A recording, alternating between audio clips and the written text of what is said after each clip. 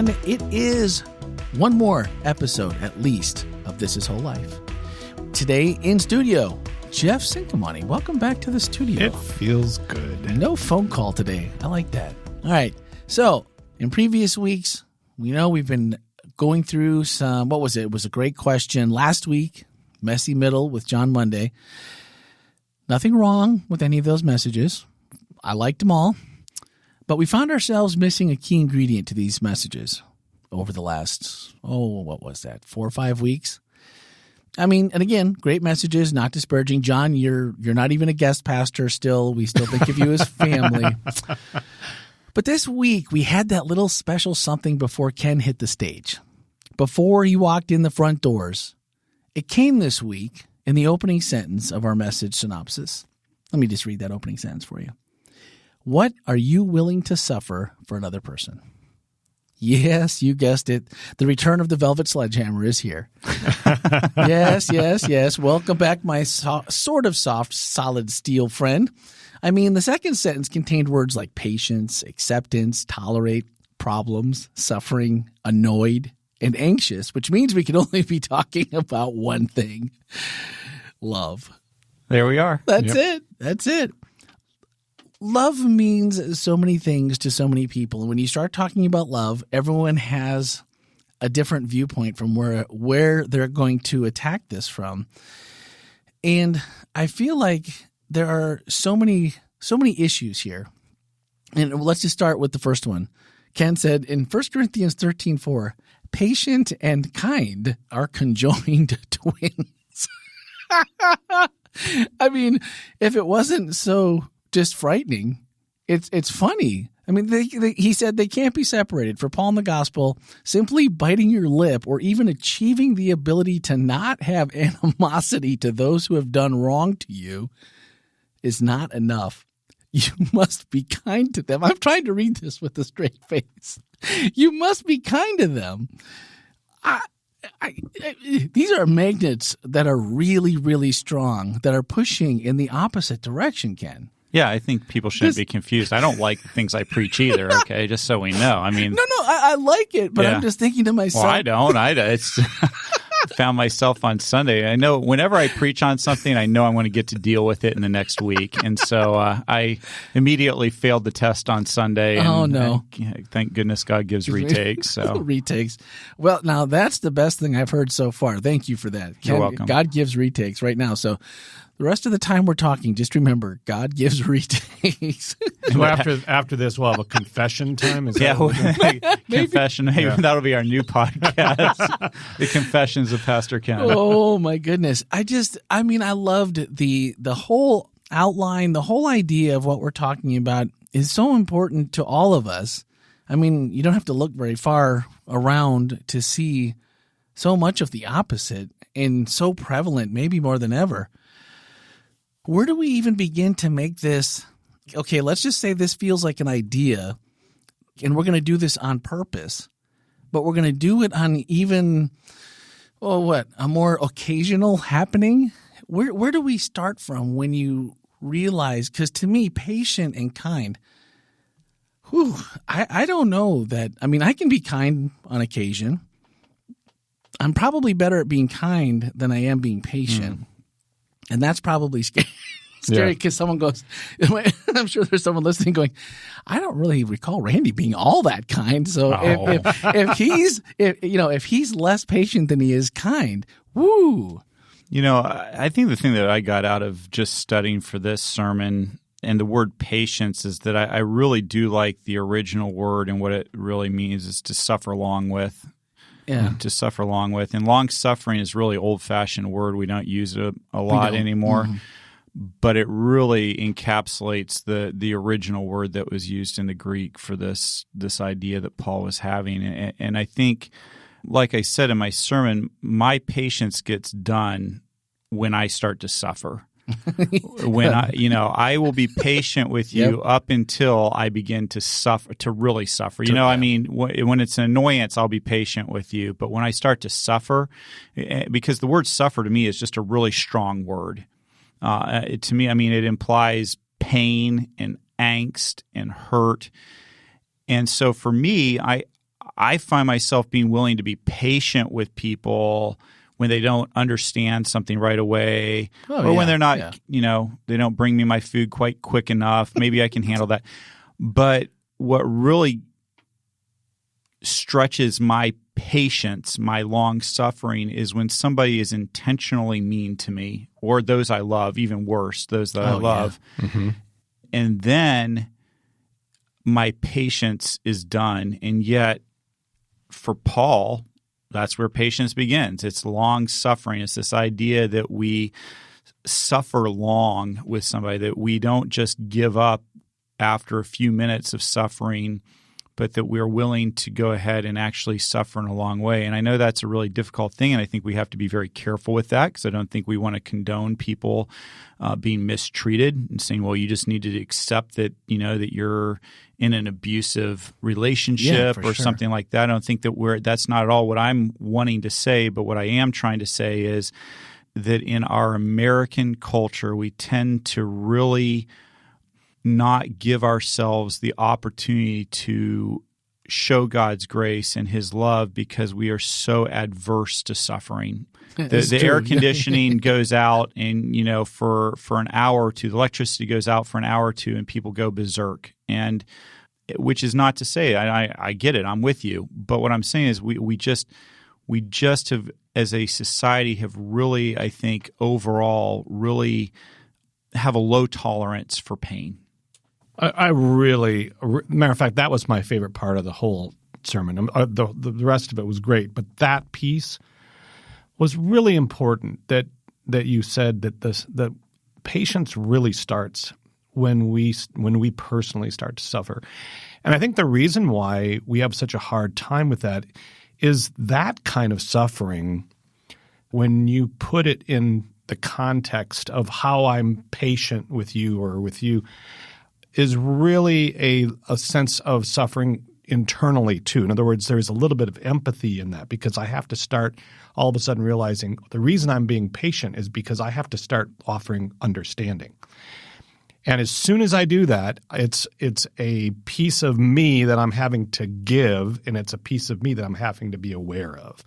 And I think becoming aware of your own pain and your own suffering in the middle of that's resistance right there for me. And I think that's what makes it so hard, is all of a sudden you're asking me not just to be tolerant for a few minutes or be patient, but you're asking me to be in the moment of suffering with that. And it's hard because we're our own worst enemies. We create scenarios that we do not like to come to grips with. So yeah, I'm not patient. I'm not even patient with myself.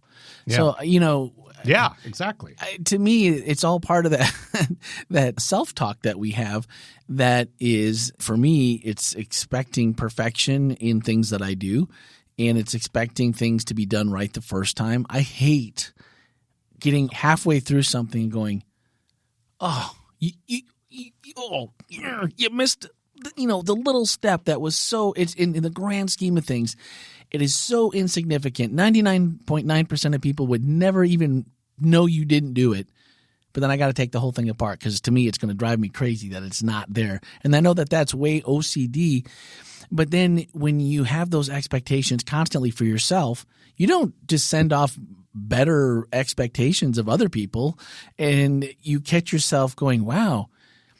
Sometimes when I look at how I treat other people and my expectations, I then look at myself and go, wow, you really are like a troll to your own self and how you treat yourself.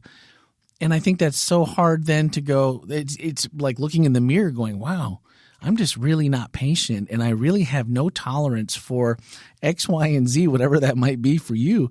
And I don't know, that just makes it very hard to then put a smile on my face. And like it changes your mood to the point where I need a little time to kind of regroup myself and then try to at least fake it like right, this is a kind face, right? Yeah, no. And I don't know how to do that better other than you just have to practice. But it seems like we lose a lot in the way of, if we're not picking up something tangible to keep moving ourselves forward to become better at this, how long do we want to be, well, he's all right, I guess. Yeah. When you find yourself in that situation, what's your next step to just try to be better? I mean, I know reading your Bible and God does help. I mean, I can think of a multitude of things that I pray for, even myself, my family, that you, over time, you see that. But these can be long suffering. I mean, that's a kind of an open-ended invitation to suffering. Yeah, I think no end date. But I think, Randy, it's important. It's in the context of what this sermon is actually about. If I'm having a struggle, and let's take, for instance, if I'm struggling with, am I loving my wife? Am I really loving my wife? And all of a sudden, I can look at patience and kindness as being attributes that are, in this one, it's literally the first thing we should be looking at. And if I know that in that suffering, I'm actually doing love, I love the action word of love. I'm actually doing what is needed to be done. You're probably going to touch on this down the road, but keeping track of and keeping record of and all of those other aspects. But right now, if I just know that love works when I do this, this is actually how love actually works. It's not about my passion. It's not about my romantic pieces it's about this first. And that's what I'm doing. That creates a sense of, I don't want to call it confidence, but it does really give you a sense of confidence that I'm on the right track when it comes to loving my wife or loving someone else. I think it also helps us a lot when we start understanding that love is a verb versus a feeling. Mm, yeah. Because if we understand that loving involves suffering, then that changes the way that we love people. That's true. And that what I often see is relationships that break apart because one person says, I don't feel loved anymore. I don't feel that I love this person. This person is mean. They're nasty. They're not the person that I started off the relationship with. And I feel like so many relationships miss the beauty of love, that we're all very flawed, that we often that we all cause pain to others, and that the beauty of love is that it doesn't give up when suffering begins, that in fact it looks for ways to be kind when it's being mistreated. And that's the part that I know I grapple with. I mean, when the easy thing, I think, and in our society, what we've learned to do with social media and with our relationships is that when it becomes uncomfortable, we turn it off because it's easy to do. I don't like what you're saying on social media. I'm going to block you. I don't like what you're saying on social media. I'm going to go ahead and quit social media and just ignore you and not interact with you. And yet, I think that Christ, when he tells us to love the world and when he tells us to spread the news about him, that's exactly the exact opposite reaction of what Christ would have us do. And it's the exact opposite reaction of what Christ did for us. Instead of turning away, Christ turned into. And we need to be more willing to do that as well. And again, I want to just put the asterisk, all within, the realm of good decision making. But because again, this is not an excuse for abusive people to be abusive and say, well, and I've heard this before too, and it drives me absolutely nuts. I'll have somebody be like, you need to tell that spouse of mine that they need to forgive me and they need to go ahead and be patient with me and suffer along with me. And my response back to them is, you need to stop worrying about what they need to be doing and ask yourself, what are you doing? Are you being loving? And before you start worrying, you're being abusive, and I don't think that abusers ever have the right to tell the person they're abusing when that person has to get over it. If you've done the abusing, you don't have a right to get there. Jesus has a right to talk to that person and to deal with them. But if you've been abusive, you don't have the right to tell somebody when they need to get over and that they need to be patient, they need to be kind. If you've done something wrong, you need to say you're sorry and what do I need to do to make it right? That's your job. And if the other person says at this point there's nothing that will make it right, part of being patient is suffering. and wishing you could be back in a relationship, but also taking ownership for the fact that you did some things that created distance. And again, I think that the beauty of love that God has given us is that it's always about the restoration of relations. It's about relationship and it's about its restoration. And if we would all just go ahead and really figure out how we could be willing to suffer, then I think we would all be I think this world there would be a lot less suffering. Yeah. Well, and I like what you said there because I feel like that is a lesson you eventually learn somehow, that God teaches it to you, that suffering isn't always a negative. Mm-hmm. To me, suffering has become, it wasn't always this way, but after Emily was born, suffering becomes something completely different. Now, I didn't enjoy the first 6 months of her being here while there were things to learn, there were things to understand, there was a whole barrage of things that needed to be updated from what the information had been presented to us, even by medical professionals who clearly hadn't read their textbooks in a while. And so the suffering that you went through there, while I didn't enjoy it, when you find on the other side the unconditional love that someone with Down syndrome it's a different kind of love that nobody else has. That extra chromosome does something that just doesn't happen anywhere else. And so when you find out that the suffering was really just a part of it that now pays back dividends way beyond what you could have possibly imagined, plus it also makes you look at other suffering and other love and other people in a completely different way.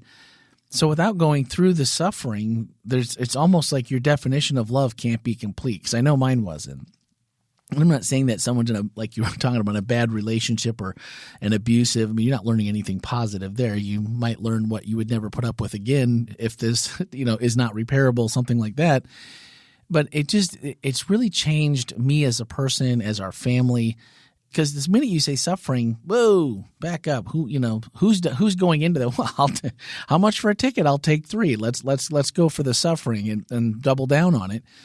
And yet, so much of that is what has made us who we are today, and I wouldn't trade that either. So I think there's a part of the suffering that is so just repulsive, but yet can be such a positive that until you experience it truly, it's hard to know. Yeah. It's hard to understand how much good there can be there.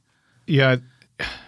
And a good case in point is, and again, Ken mentioned this in his talk, is clarity. As we dig down with people, and you said, even though it's suffering, I had to find information. I had to reach down and, matter of fact, go beyond some of the things that were being told to us. And that's the same thing that happens in good counseling. It happens in good restoration of marriage and relationships. Is that the more I become clear, the more I dig down into finding out less, because we love to live in the abstract, because it protects us and it keeps us from having to be transparent. But the more I go down, that's suffering. That's hard to do. Sometimes that deals with a lot of pain. So that piece of finding clarity, finding the less abstract piece, or at least a little bit more understanding. And that should actually be our goal for communication. Should not be about winning, should not be about trying to find the best argument. Our goal for communication should always be about understanding and clarity. Hold on, let me write this down. It shouldn't be about – hold on, I got to change. I had a top 3 here, guys, before I came in, and Jeff just screwed it all up. Now which one – no, just kidding. No, you're so right. And so much of this almost seems counterintuitive, and then another part of it seems like a good reminder. You dropped Luke 6:35, love your enemies, do good to them, lend to them without expecting to be repaid. Then your reward from heaven will be very great, and you will truly be acting as children of the Most High, for he is kind to those who are unthankful and wicked. And you're like, oh, yeah, but he's Jesus, Ken. Jeff, come on. That's what he's supposed to do. Yes, he is Jesus, and that's what he's saying. So, okay. So then he dropped Ephesians 4:31 and 32. And this one really was a text that I read in that early stages after she was born. and I was not happy about it. And I was like, get rid of all bitterness, rage, anger, harsh words, and slander, as well as all types of evil behavior. Instead, be kind to each other, tender-hearted, forgiving one another, just as God through Christ has forgiven you. And I hate that. When you're mad, you hate that. Well, just as God through Christ has forgiven you, we'll see. And then it's like, yeah, but I didn't ask for that. And I'm mad right now, so quit forgiving me, and I shouldn't be forgiven, because if you knew wait a minute, yeah, shoot, he knows what I'm thinking already. And that one can be this vicious cycle, at least it was for me, for just the situation, for things I didn't understand, things I had to learn. And you go through that, and then you start looking at your whole life and going, man, there are holes all over the place that need to be repaired. There's holes that need to be filled. There's things I should be doing. Because we seem to take like kindness and love and respect, and it's like, well, I like Ken. I'll be nice to him, but that Jeff fella, he's got some issues. I think we need to wait. I think we need to long suffer a little time apart before we get together to do those. But then that's because maybe that relationship between Ken and I is safe and it's reciprocal, where maybe I just don't know Jeff that well. I just have an idea of that. So we reserve that for people like that, like ourselves, or like, why is it so important that we have to go outside that little box, though? Because it's not safe out there. You get outside the box, and now I'm with people like Jeff who just scare me. It hasn't been reciprocated yet. Very scary. I do a lot of that to other people. Yeah.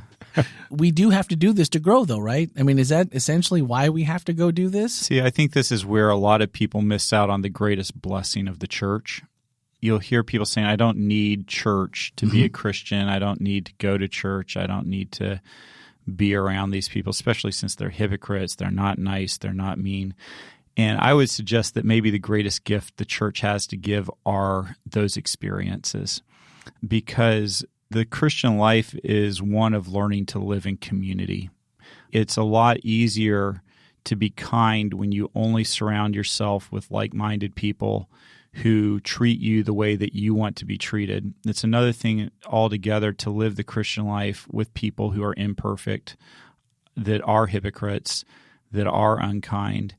And again, this isn't a good reason to have an unkind church culture, but it's one of the beauties of marriage, is that marriage is one of these events that has the opportunity to shape your character like nothing else, because it is impossible to live in close proximity with someone else without the rough edges showing over time. And rough edges, when they get rubbed together, eventually rub down to smoothness if you allow it. But it's painful and it takes time.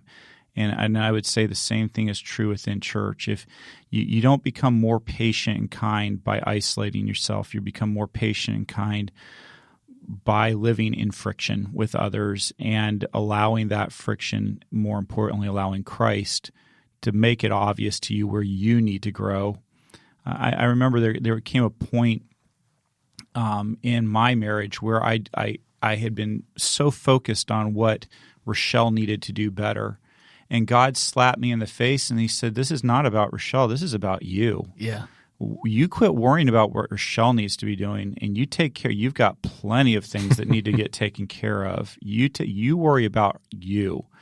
And I know maybe that sounds, maybe for some of you learn quicker and you already knew that, but it was just a real, I remember it was a very, just a deep moment for me where I was like, whoa, you're right. I have been more focused on what I need others to do for me than what I can be doing for myself to grow as a person, and what I can be doing to be kind in this relationship. And I think that's what a lot of us would benefit from, is to, instead of isolating ourselves and pulling ourselves away and getting into echo chambers with like-minded people, if we would immerse ourselves with the people that force us to grow, that force us to look at a different viewpoint, not so that we can agree with their viewpoint, but so that we can live in relationship with them.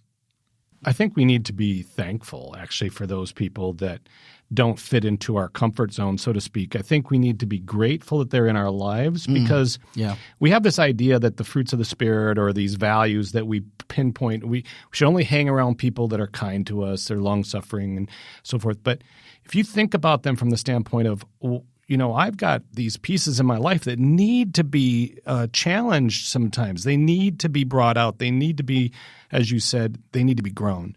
Yeah. And generosity and patience and all of these things they come in community. They come with other people. We have this idea that Jesus walking alongside of us, he would just be our friend and just be everything so nice and I would just feel good all the time. No, Jesus would be challenging us. I mean, he would literally be speaking into our lives and we're going, whoa, I did not need to hear that right now. And you've heard of the 12 disciples, but he does right? he does it in love. But he's still going to speak to those things, and I think those are the people that we actually should be grateful for in our lives. Absolutely, It's amazing. Like I said, we keep talking about, I keep talking about just turning away from people, but again, it's like we're so quick to just we either don't want to hear criticism or whatever, and we turn away from it, or a different viewpoint than we have that we just know is utter ridiculousness, and we turn away from that. But we also turn away from giving kindness, like I talked about in my sermon. Like in my sermon that I talked about Dave Livermore, who is one of my mentors, who if you didn't know the relationship and I told you what he said to me, it would sound rather unkind. He said, you're not, you've got a lot of leadership potential and you've got a lot of natural talent, but you're not the leader you could be. You could do better. Oh, right. And you're being lazy. And, for somebody who worked 60 to 80 hours a week, that's a slap in the face because I know I'm not lazy. Yeah. But when you have a friend who loves you, you stop and listen a little bit more. And that's where I think that a lot of us get mistaken. A lot of times we try to speak into people's lives that we don't have a relationship with, which is exactly the wrong time to speak into their life. And then we don't speak into the lives of the people we do have a relationship with, which is exactly the time we should be speaking into it. And Dave spoke into my life at the right time. He had a relationship with me. I knew he cared about me.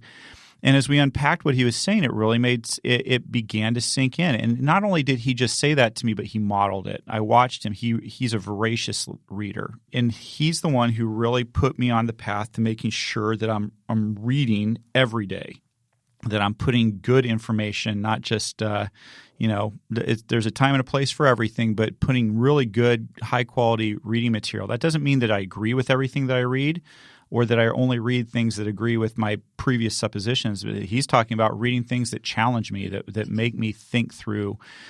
But what a gift that was, because of what he did, I actually started taking my leadership more seriously. I started actually recognizing that leadership wasn't just something that you either had or you didn't, but it was like any other skill in life. You can grow it and you can be better. And if you just rely on natural talent, you never become what you could be. And so what a gift he gave me. To this day, I'm incredibly grateful for Dave having the courage to say that, because I know a lot of times we're afraid that we're going to lose friendships over if I say that, they won't like me anymore, or they won't come to church anymore, or they won't be in my small group anymore. And a lot of times that's not the case. Sometimes that can happen, but sometimes when we speak truth to people, it's a turning point in their life that they go, wow, that really made a difference. That really made a difference for me. It's not always apparent right away what that was. Yeah. Just because you went and said, "Oh man, you're right." Okay. Now to Dave, it could be that's a win. Well, but for Dave, that wasn't a win, because when he said that to me, I argued back a little bit. It took me more than a year but he walked alongside me. And there's the other half of it. You don't know how it's going to turn out, right? Exactly. So don't let the part of, you might not be my friend anymore. Just somebody argues with you doesn't necessarily mean they didn't hear you. Or that they don't like you. Yeah. I hate that part where we feel like if we have a differing opinion that all of a sudden we can't be friends and I don't like you. I just don't agree with that part. And it's really interesting. As soon as you said Dave Livermore, I went to academy with his daughter. Okay. Krista. We're probably as close online. Her and I on Facebook talk a lot. And we were detention hall buddies at the academy. So that would make sense to me, not because I know her, but because I know Dave. Well, you make sure that you tell her when you talk to her next time that I took her dad's name in vain in front of the church. It was a unique experience. And the little bit that I do know of him, it didn't seem out of character for what you described. And so Dave's a tremendous person. I just think that's awesome that someone trusts in the friendship. They trust in God when they say, hey, bud, how's it going? Just something on my mind. Take it or leave it, or whatever you're going to do with it. But that can be a challenge.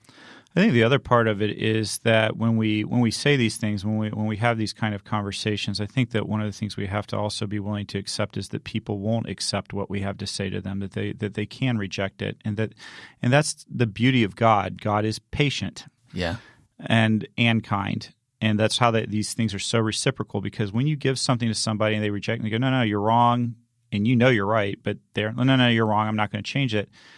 Do we move out of relationship with them because they rejected it? And we're like, well, there you go. I mean, I see so many times where within Christianity, within Seventh-day Adventist Church, we quote-unquote share the truth with somebody. They don't agree with it. They reject it.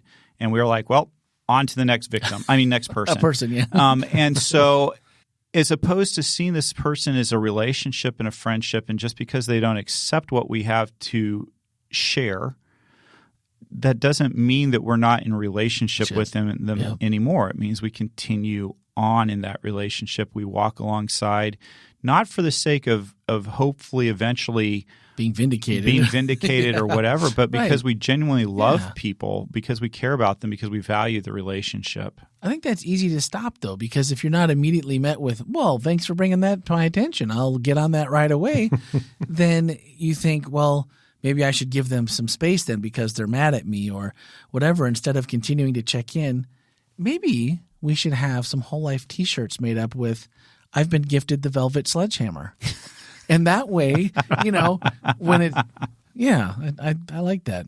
Maybe we could that way when someone wears the T-shirt, they're ready to talk about it again. Ooh, it's like a little code. Yeah, Brene Brown calls it rumbling. Yeah. She calls it let's rumble. Let's rumble. Let's do it. We could be here for another half an hour and still not cover everything, I'm sure.